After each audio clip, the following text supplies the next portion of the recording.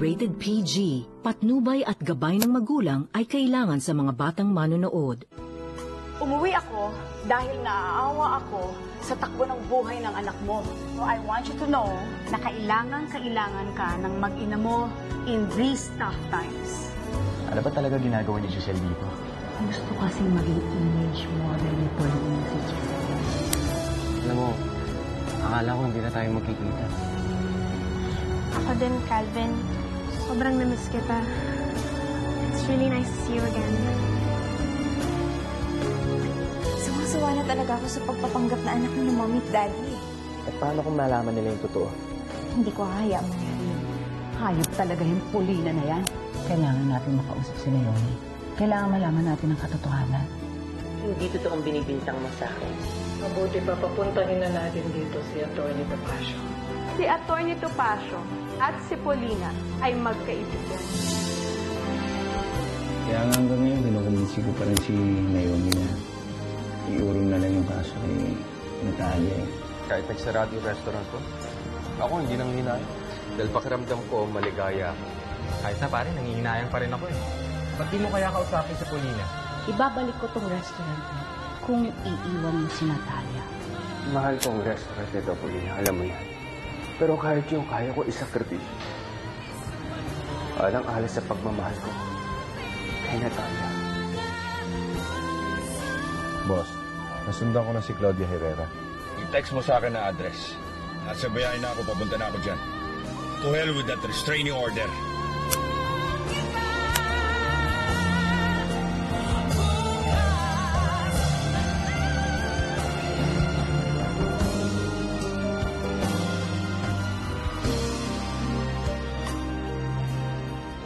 Finally, may nakausap na rin ako matino. Grabe. Palagay ko, papatay na ako ng lugar na yun.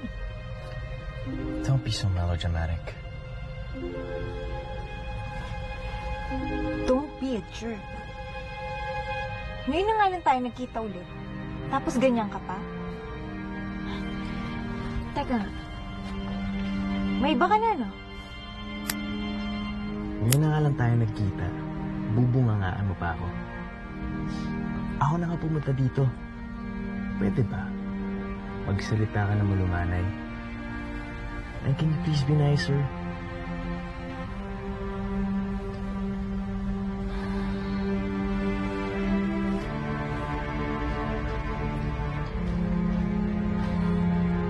I missed you.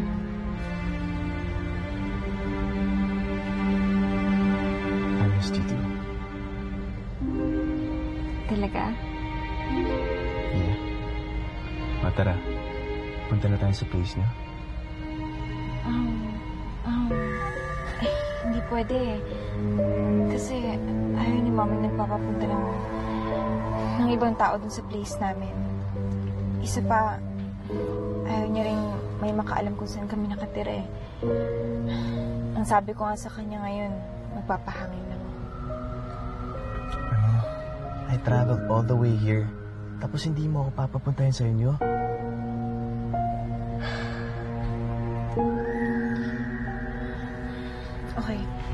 Okay, sige. Ganito na lang. Okay? Hintayin lang natin ng konti para makatulog sila. Pagkatapos nun, okay, sige. Ihatid mo ko. Then, you'll see where I live. Okay na yun? Okay. Anong alam mo tungkol sa sabwatan ni Naomi at ni Paulina? At ano ba nangyayari sa'yo? Ba't hindi ka pumapasok sa klinik? Ang pakiramdam ko, hindi na ako safe na pabalik-balik sa klinik. Sabi ni Christy, yung lawyer ni Naomi, kaibigan ni Paulina. At may nakakita kay Naomi na pumunta sa klinik ni Paulina. Bruha talaga yung Paulina niyan eh. Tapos nagpagsabwatan pa sa isa pang bruha. Tawagan mo ang lawyers. Kasuhan natin sila. Anak, anong gagawin natin? Kasabwat pala ni Doktora Paulina ang abogado natin. Kapag inilabas ito ng kampo ni Doktora Natalia, hindi tayo mananalo sa kaso. Kaya kailangan malaman ni Doktora Natalia na hindi ka nakipag-ugnayan kay Doktora Paulina.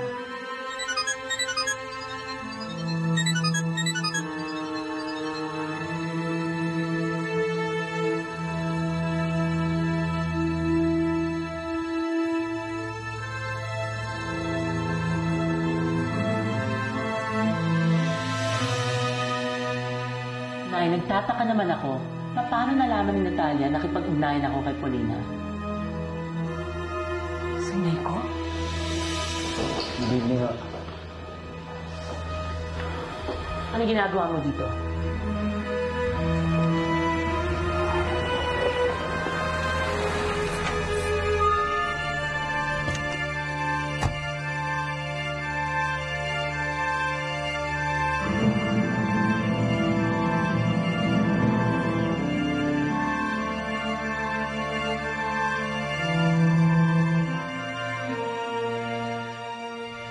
Hayop ka, Carl. Huling-huli na to. Hindi ko nahahayaan na saktan mo ako ng ganito ulit. Natalia.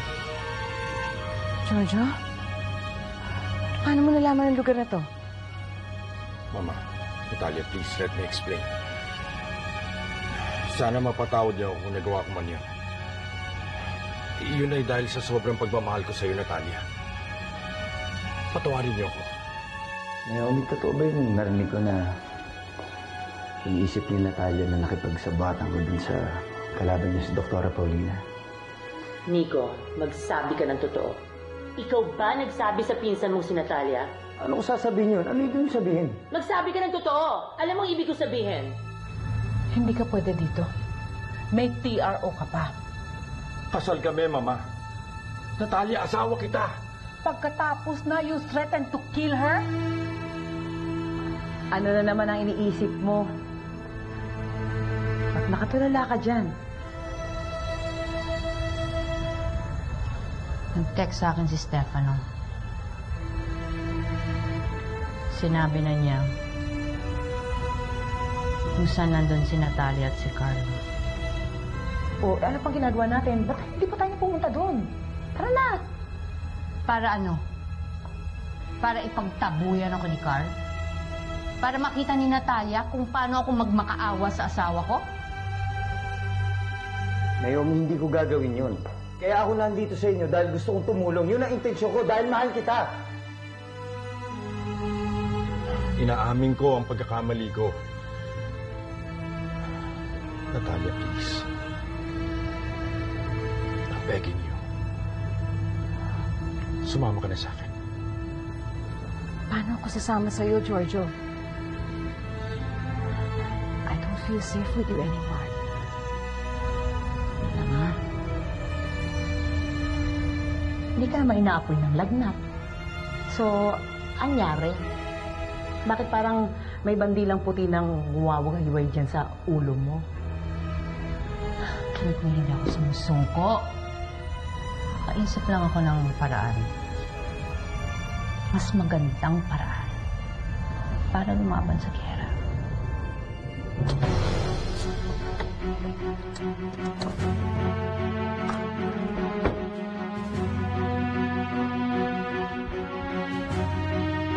Bet ko yan.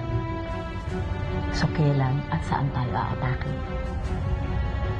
Antayin natin lumabas sila sa lugar. Mas madali silang hulihin pag gano'n.